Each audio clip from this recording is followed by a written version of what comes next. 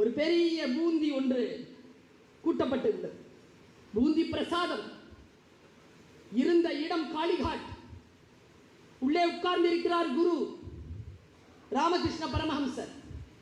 வெளியில் வந்து சொல்கிறார்கள், ஐயா லட்டு பிடிக்க முடியலையா, எறும்பு வந்துருச்சியா. குரு சொன்னார், 2 கப்பு சக்கரை எடுத்துட்டு போய் தூவு, உள்ள உட்கார்ந்து லட்டு பிடினார். சக்கரை தூவிட்டு உள்ள உட்கார்ந்து லட்டு பிடிச்சிட்டாங்க. பிரசாதம் விநியோகம் ஆகிவிட்டது. சத்சங்கம் கூடுகிறது. குரு பேசுகிறார்.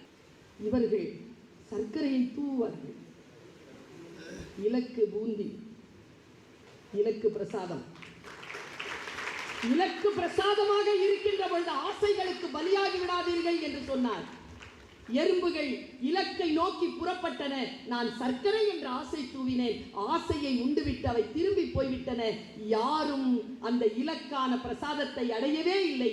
நீங்களும் அப்படி இருந்து விடாதீர்கள் என்று சொன்ன ராமகிருஷ்ணரின் வார்த்தையை நான் நினைவுபடுத்துகிறேன்.